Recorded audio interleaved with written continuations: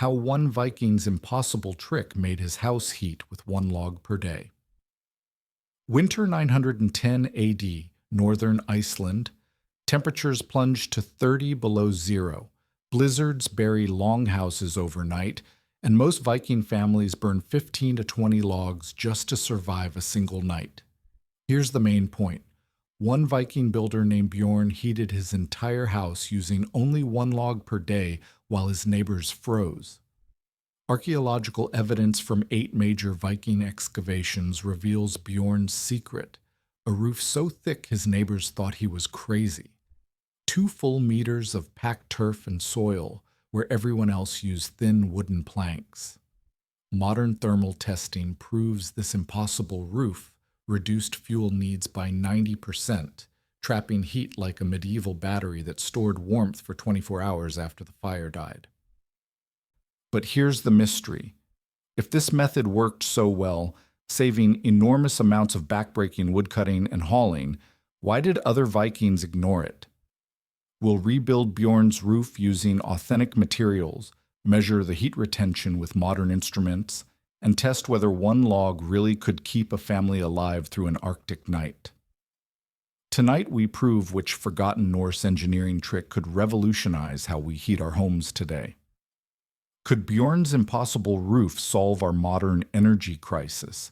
And what did the other Vikings know that made them reject this life-saving technique? If this Viking investigation has opened your eyes to what Norse engineering made possible, hit that subscribe button. This knowledge needs to be preserved and shared. Comment your city. We want to know where our Viking documentaries reach. Looking at Bjorn's longhouse ruins in northern Iceland today, you'd never guess this pile of stones and earth once housed the most revolutionary heating system in Viking Age Scandinavia. Here's the main point. Bjorn built a roof so thick it seemed impossible to his neighbors, but this 2-meter wall of turf above his head saved his family 90% of their firewood, while everyone else spent their days hauling logs through knee-deep snow. The archaeological record from excavations at Stong, Thjodveldisberg, and 6 other major Viking sites shows us that typical longhouse roofs measured 30 to 40 centimeters thick, just enough birch bark, turf, and timber to keep the rain out. But when archaeologist Dr. Christian Eldjarn first uncovered Bjorn's foundation in 1963, the measurements didn't make sense. The supporting walls were built to carry tremendous weight, far more than any normal roof would require. Stone buttresses reinforced the sides like a fortress, not a family home. The mystery deepened when carbon dating revealed charcoal deposits showing this house burned significantly less wood than neighboring sites of the same period, despite being larger than most. To understand what Bjorn was thinking, we need to step back into the Viking mindset of 910 AD. Firewood meant survival, and gathering it meant backbreaking labor that could kill you. Every day, Vikings spent hours trudging through snow, cutting deadfall with iron axes that dulled quickly in the cold, then dragging heavy logs back to the settlement. A typical family burned 15 to 20 birch logs each night just to keep their longhouse above freezing. That's roughly 45 kilograms of wood daily, or nearly 17 tons per winter season. For perspective, that's equivalent to cutting down and processing 12 mature birch trees every single winter, year after year. Women and children spent entire days splitting kindling with wooden wedges, their hands cracking and bleeding in the dry Arctic air. Men risked frostbite and injury venturing farther from home as nearby deadwood disappeared. Running out of fuel meant death, plain and simple. Archaeological evidence from the Museum of Natural History in Reykjavik shows us exactly what Bjorn did differently. Instead of the standard roof construction, a layer of birch bark over wooden planks, topped with 30 centimeters of turf, Bjorn built what can only be described as an underground house above ground. His roof started with massive timber beams, each one 40 centimeters thick and strong enough to support a grown man walking across the top. Over these beams went layer after layer of materials. First birch bark as a moisture barrier, then 60 centimeters of dried grass and moss for insulation, followed by another bark layer, then a full meter of densely packed turf cut from the richest soil he could find. Finally, Bjorn added a top layer of living grass that continued growing, creating a self-repairing surface that got denser each season. The physics behind this design reveals Bjorn's genius. While his neighbors' thin roofs acted like sieves, constantly bleeding heat into the Arctic air, Bjorn's 2-meter barrier created what modern engineers call a thermal mass system. The enormous weight of soil and organic matter absorbed heat during the day when the fire burned, then radiated that stored energy back into the house for hours after the flames died down. Modern thermal imaging tests on reconstructed Viking roofs show the temperature difference is dramatic. A standard 40-centimeter roof loses 70% of interior heat within 3 hours of the fire going out, while a 2-meter turf roof maintains 60% of its heat even after 12 hours.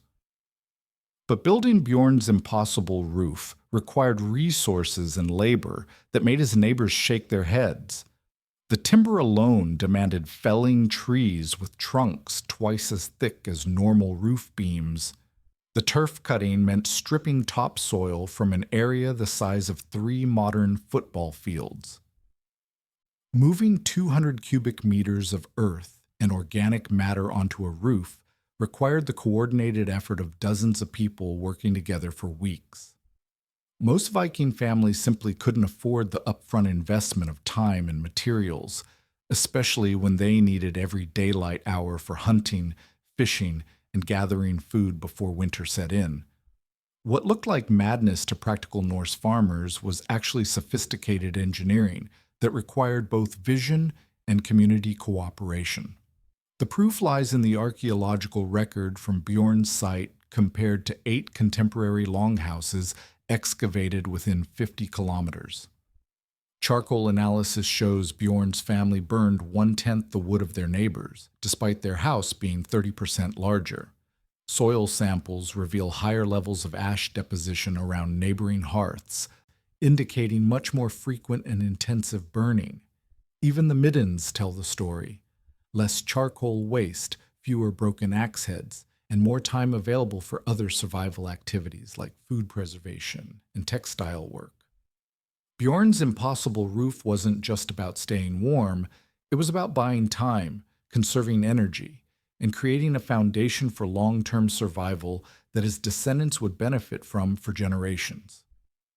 The secret behind Bjorn's impossible roof lies in 2 fundamental physics principles that Vikings understood instinctively but couldn't name: thermal mass and dead air insulation. Here's the main point. Thick turf roofs work like giant heat batteries, storing warmth from fires and releasing it slowly over 24 hours through the combined power of dense earth and trapped air pockets. To understand how this saves 90% of your firewood, we need to examine what happens inside those 2 meters of carefully layered materials that Bjorn piled above his family's heads. Modern thermal engineering recognizes 2 distinct ways materials resist heat loss: insulation value and thermal mass. Insulation works by trapping air. Still, air is one of nature's best insulators because air molecules move very slowly and carry little heat between them. Thermal mass works differently, absorbing heat when temperatures rise and releasing it gradually as temperatures fall.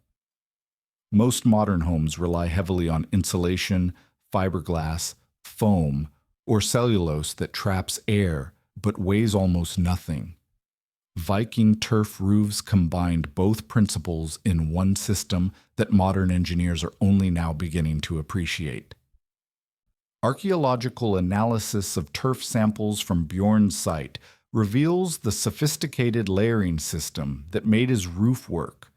The bottom layer consisted of dried grass and moss, creating millions of tiny air pockets that prevented heat from escaping upward. Above this sat densely packed turf cut in rectangular blocks, each piece weighing 15 to 20 kilograms and containing soil, roots, and organic matter that could absorb enormous amounts of thermal energy. The top layer was living grass that continued growing, creating an ever denser barrier as roots intertwined and soil compacted over time. This wasn't random piling of dirt. It was precision engineering using materials Vikings could gather from their landscape. Experimental archaeology conducted at the Lofotir Viking Museum in Norway proves exactly how effective this system was. Researchers built two identical longhouses, one with a standard 40-centimeter roof and another replicating Bjorn's 2-meter design. Using calibrated thermometers and data loggers, they tracked interior temperatures over 48-hour periods in February when outside temperatures dropped to minus 20 degrees Celsius. The results were dramatic. The standard roof house required constant fire maintenance, with temperatures falling from 20 degrees to near freezing within 4 hours of the fire dying. The thick turf house maintained 15 degrees Celsius for 12 hours after the last log burned, then dropped only gradually to 8 degrees, still well above the deadly freezing point. The physics behind these numbers reveals why Bjorn's roof saved so much firewood. When you burn 1 kilogram of dry birch, it releases roughly 4,000 kilocalories of heat energy. In a standard Viking house, most of this energy escapes through the thin roof within hours, requiring constant feeding of the fire. But Bjorn's 2-meter thermal mass absorbed this energy like a massive stone heated in a fire pit. The dense soil and organic matter in his roof could store the heat from an entire evening's fire and release it steadily throughout the night and into the next day. Instead of burning 20 logs to maintain warmth for 24 hours, Bjorn's family could burn 3 logs in the evening and coast on stored heat until the next night. Dead air trapped within the turf provided the second layer of protection.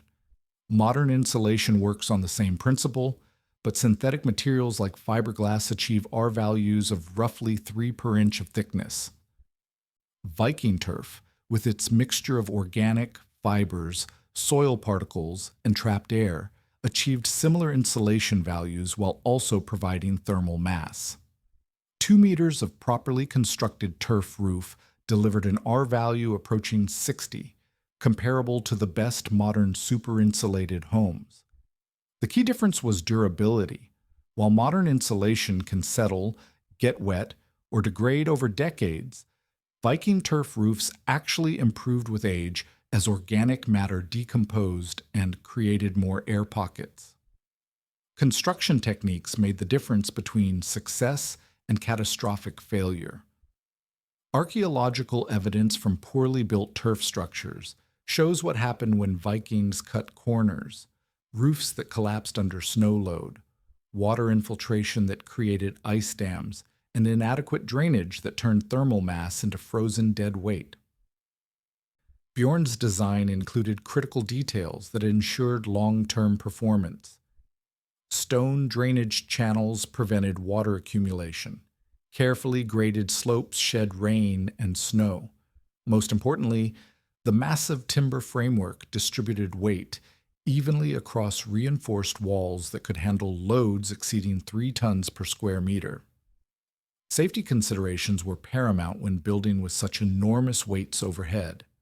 Modern reconstruction projects require engineering analysis and professional supervision when attempting 2-meter turf roofs.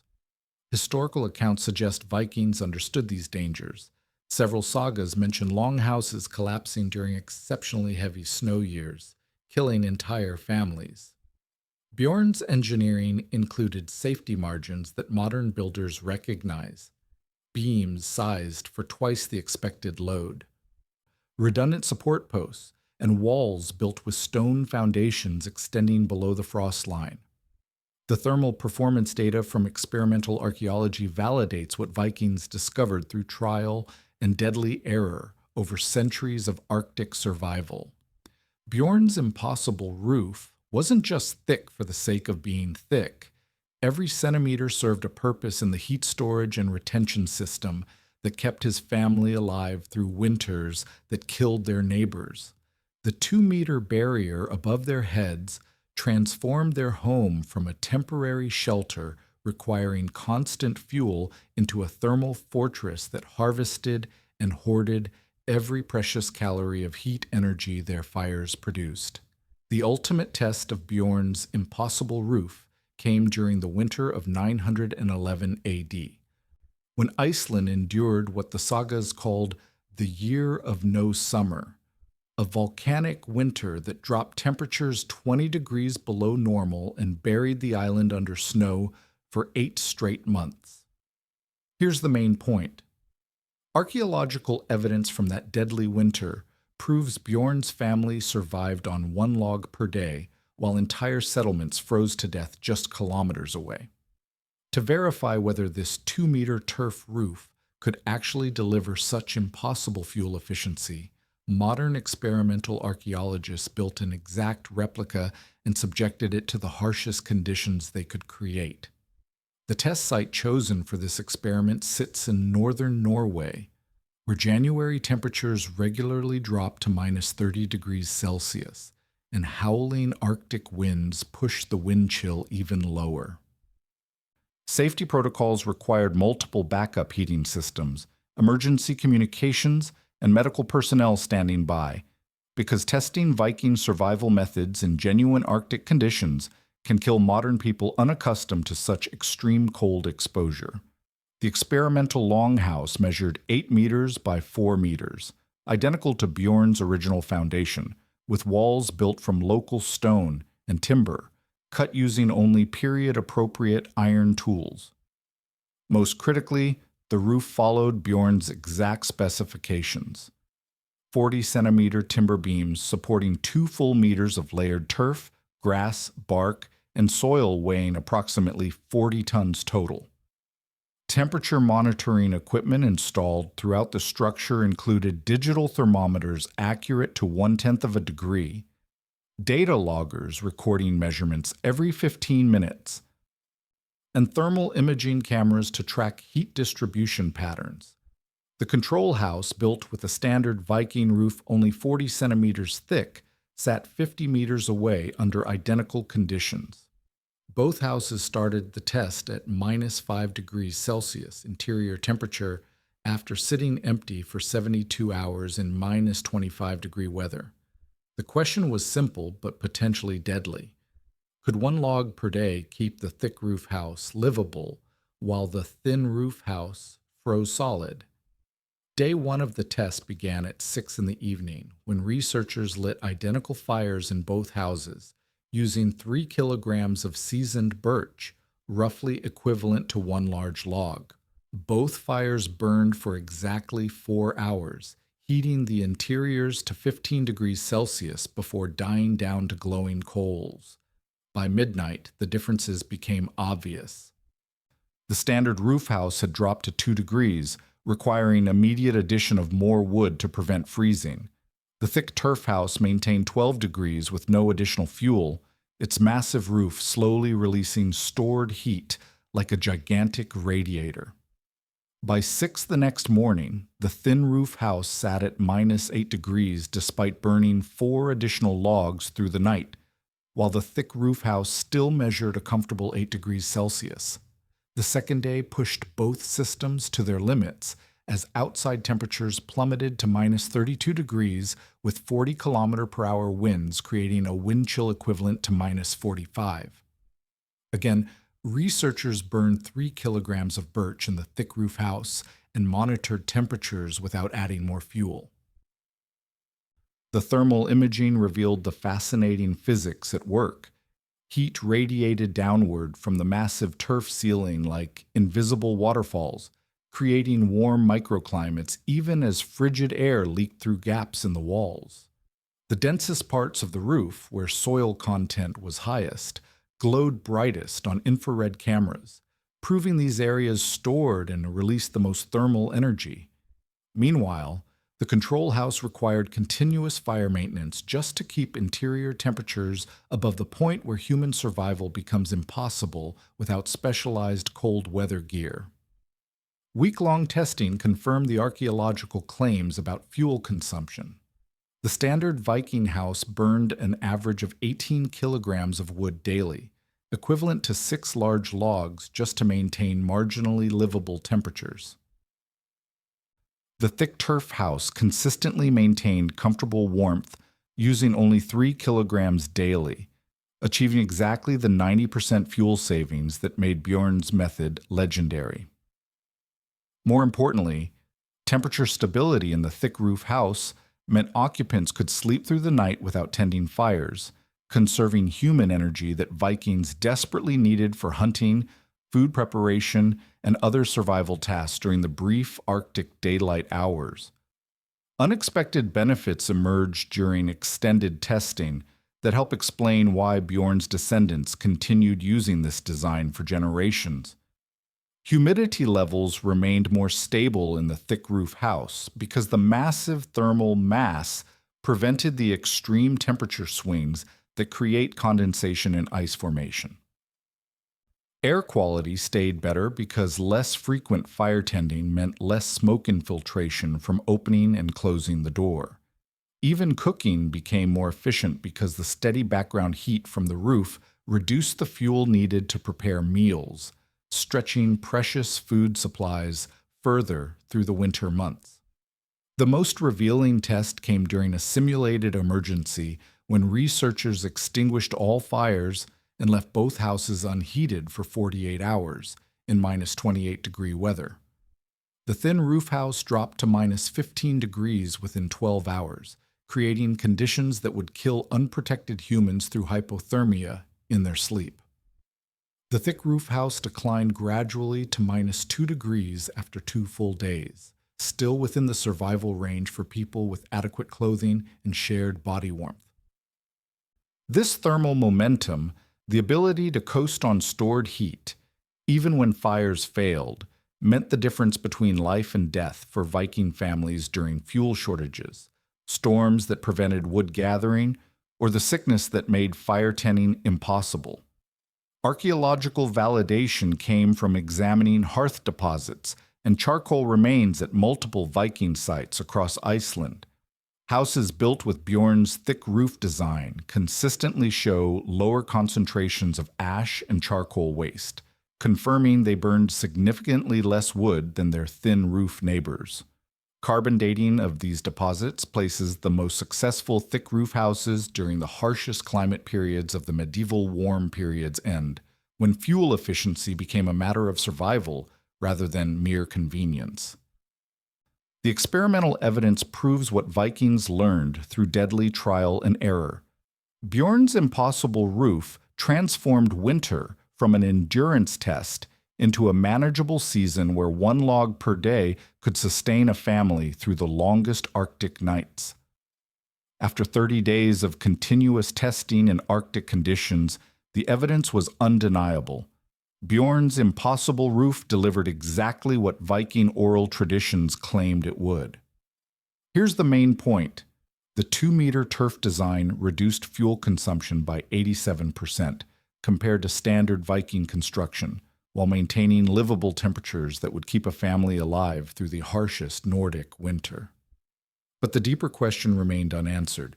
If this method worked so brilliantly, why didn't every Viking use it? And what hidden costs made other Norse builders reject this life-saving technology? The answer lies buried in the practical realities of Viking life that modern experiments can't fully replicate. Building Bjorn's roof required resources that most Viking families simply couldn't afford, starting with the enormous quantities of suitable turf that had to be harvested at precisely the right time of year. Archaeological soil analysis from successful thick roof sites shows the turf came exclusively from high-quality grassland where roots had formed dense mats over multiple growing seasons. Cutting and moving 200 cubic meters of this premium turf meant stripping an area equivalent to 4 modern soccer fields down to bare earth, permanently destroying grazing land that Viking livestock desperately needed for survival. Most settlements lacked enough suitable grassland to sacrifice this much prime territory for a single roof, especially when sheep and cattle provided milk, meat, and wool that families counted on year-round. The timber requirements presented an even greater challenge that modern reconstructions tend to underestimate.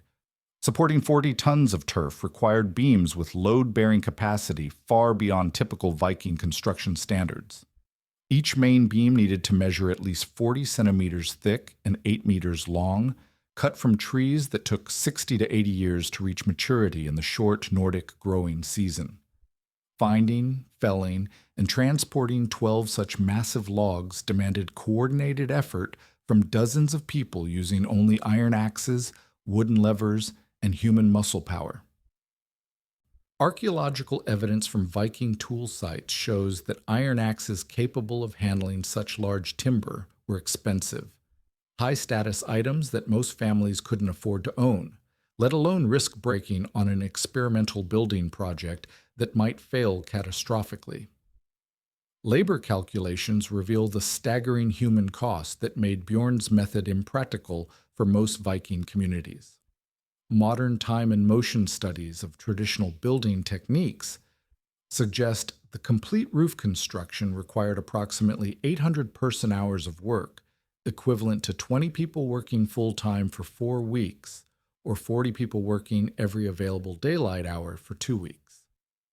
During the brief Arctic construction season between spring thaw and autumn freeze, Viking families faced competing demands for every hour of labor: planting and tending crops, hunting and fishing, gathering and preserving food, preparing winter clothing, and maintaining tools and equipment.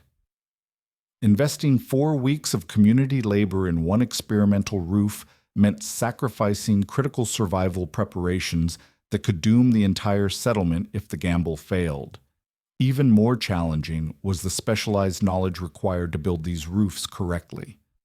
Archaeological analysis of collapsed turf structures across Scandinavia reveals dozens of ways the construction could go fatally wrong. Inadequate drainage led to water accumulation that froze into massive ice dams, adding tons of unexpected weight that snapped support beams. Poor turf selection resulted in organic matter that decomposed too quickly, creating air gaps that destroyed insulation value. Incorrect layering allowed water infiltration that turned thermal mass into heat-sucking frozen mud. Most dangerous of all, structural failure during construction or under snow load could crush entire families sleeping below.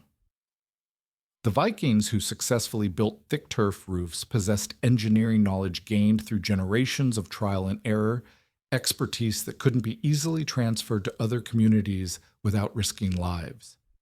The experimental evidence also reveals hidden maintenance costs that made thick roofs burdensome over time. Unlike simple timber and bark roofs that could be repaired by individual families, the massive turf systems required community cooperation for ongoing maintenance.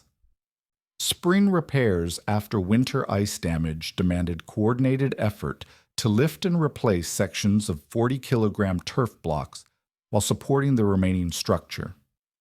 Drainage channels had to be cleared and maintained to prevent water buildup. Living grass on the surface needed periodic reseeding and care to maintain its protective function. These maintenance requirements created social dependencies that made individual families vulnerable if a community relationship soured or populations declined. Climate factors also limited where Bjorn's method could succeed, explaining why thick turf roofs appeared only in specific regions despite their obvious benefits. The technique worked best in areas with cold, dry winters, where snow provided additional insulation rather than creating destructive freeze-thaw cycles. Regions with wet winters or frequent temperature fluctuations around freezing experienced severe ice damage that made thick roofs impractical. Archaeological distribution maps show successful thick roof sites concentrated in the coldest, most stable Arctic climates, where the engineering investment paid off through multiple generations of use. Modern testing confirms that even perfect construction couldn't overcome certain environmental challenges. During simulated spring conditions with alternating freeze-thaw cycles, the experimental thick roof developed ice formation that added 12 tons of additional weight within 1 week. While the structural framework held, the thermal performance degraded severely as ice blocked air spaces and conducted heat away from the interior.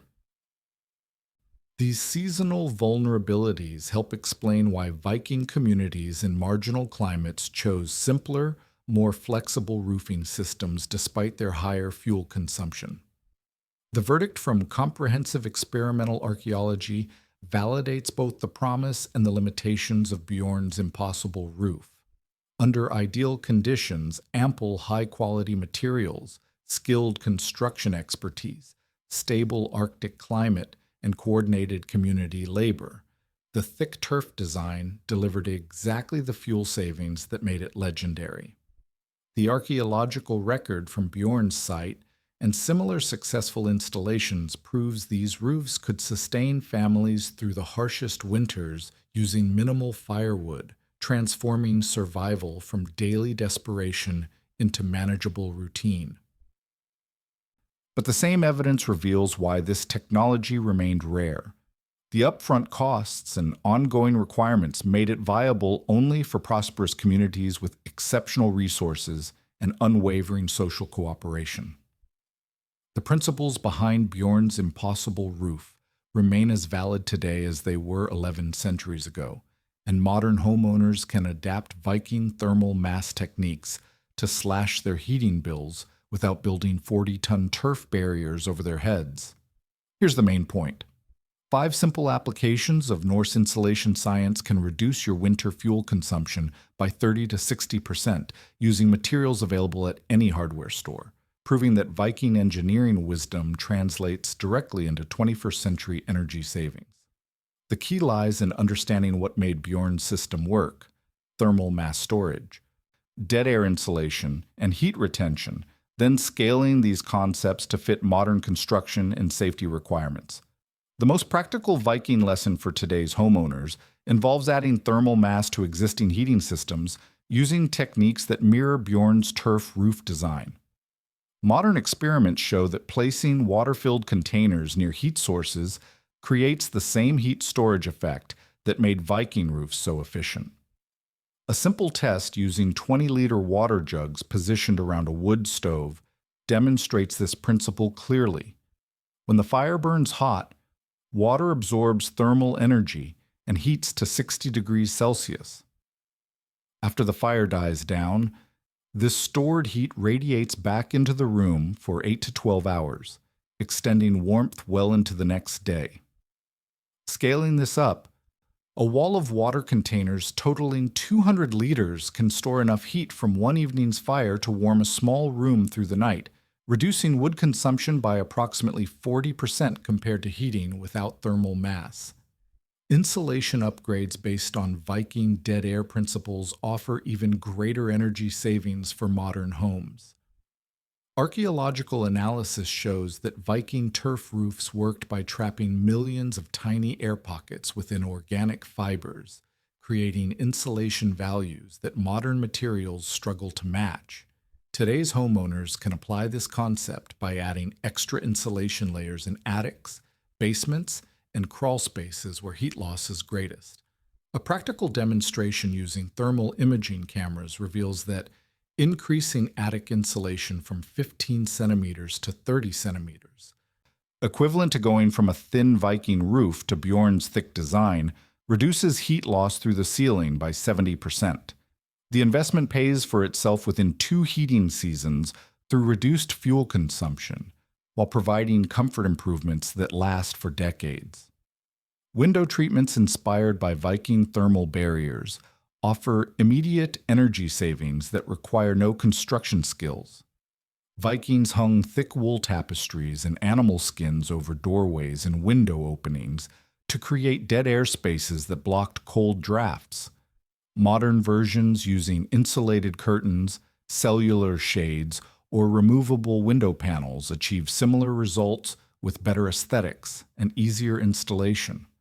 Testing shows that properly installed thermal window treatments reduce heat loss through glass by 50 to 60%, equivalent to upgrading from single pane to triple pane windows at a fraction of the cost.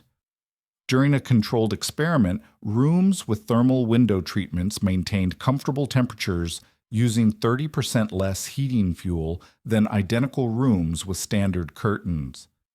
Heating system modifications based on Viking combustion principles can maximize efficiency from existing furnaces, wood stoves, and fireplaces.